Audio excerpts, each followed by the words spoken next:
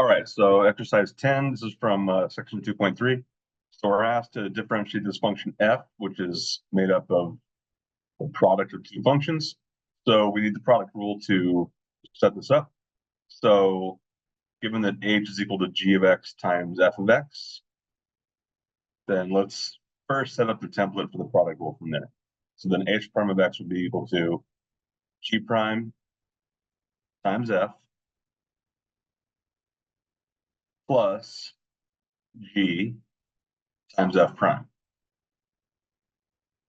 We care about a specific x value, so h prime of 2 will be equal to g prime of 2 times f of 2 plus g of 2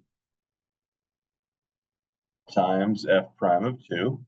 So now let's fill in some of these details. What is g prime of 2? That is 2. What is f of 2? That's 5. G of 2 is equal to -3.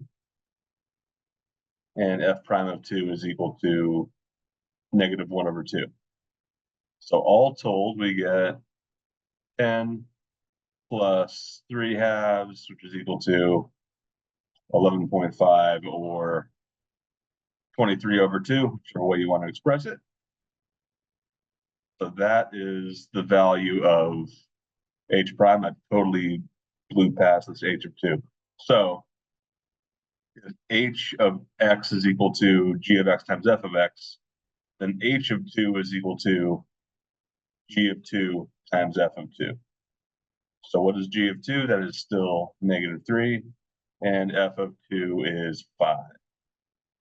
So this is equal to -15.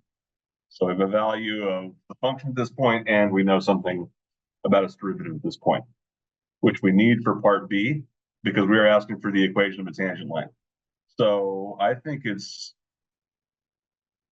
I don't know, I think it's more effective or more efficient to start from point slope form, but it's totally your preference.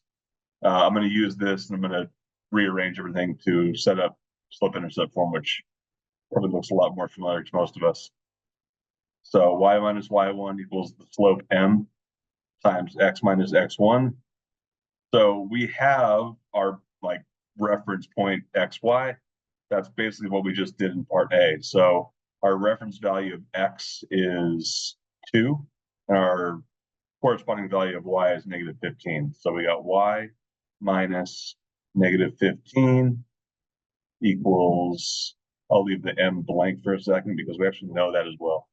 So x minus 2. The m is the slope. That's going to come from the derivative of our function at this point. And we said that derivative was equal to 23/2. So we got y plus 15, and we'll distribute on the right-hand side here, equals 23/2 times x minus 23. If I move over the 15, I get y equals 23/2 times x minus 38.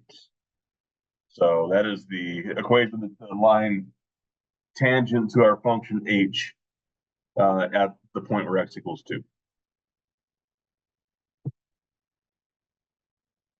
All right, so part C introduces a new function r, which is this quotient of g divided by f, which hopefully clues us in that we're going to be using the quotient rule. So is r increasing or decreasing or neither at a equals 2? So if we want to know about whether a function is increasing or decreasing, we're being asked about its rate of change, its instantaneous rate of change. That is going to come from the derivative. So we're looking for r prime of x. So r is defined as the quotient of two differentiable functions.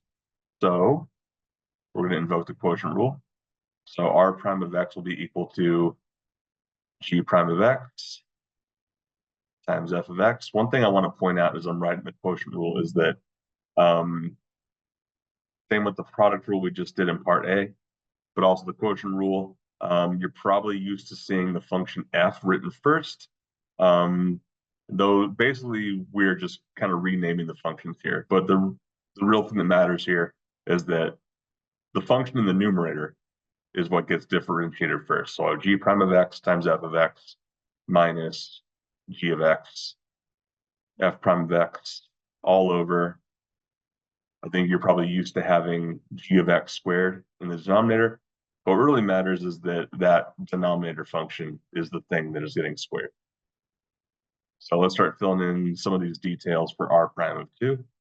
So r prime of 2 is equal to g prime of 2 times f of 2 minus g of 2 times f prime of 2 all over f of 2 squared. So now we can fill in some of these details from the data we're given. G prime of 2 is 2, f of 2 is 5, g of 2 is negative 3, f prime of 2 is negative 1/2, f of 2 is 5, got to square that. So we get 10 plus 3 over 2, no, 10 minus 3 over 2 over 25. So 10 minus 1.5, that'll be 8.5. So 17 over 2 over 25, or 17 over 50. So the exact number is 17 over 50. What we really care about for this purpose of this question is the fact that that is a positive number. So what does that tell us about what this function is doing? That means that r is increasing at x equals 2. And the reason we know that is because the derivative is a positive number. Moving on to part D. Estimate the value of r of 2.06 by finding the local linearization.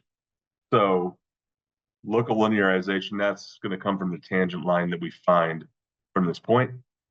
Let's do it similar to what we did in part B. We'll use point slope form. So y minus y1 equals m times x minus x1. And what data do we need here? So x1, the base point here is going to be 2. We need to find y1. Where's the y1 going to come from? That is going to come from whatever this function is defined at x equals 2. So let's remind ourselves what r is equal to. R is equal to g over f. So what is g of 2 over f of 2? G of 2 is negative 3. F of 2 is 5. So our y1 is negative 3/5.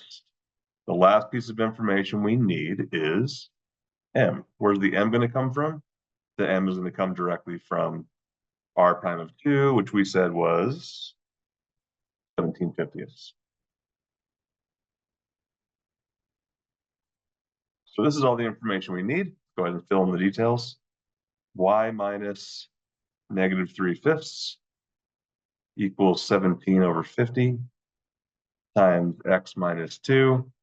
Do a little bit of simplifying. Y plus 3 over 5 equals 17/50 x minus 17 over 25.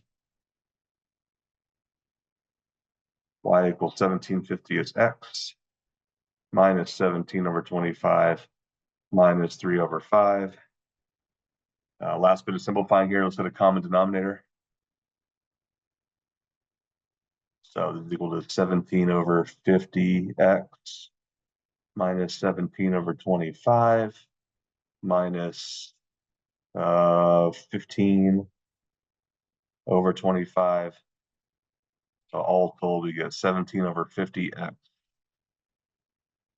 minus 32 over 25. So here is our local linearization. So a lot of work to get to this point, but why do we do this? So we want to use this to estimate the value of a nearby point. So now we can plug in 2.06. So y equals 17 over 50 times 2.06 minus 32 over 25. And let's get a decimal approximation for that value.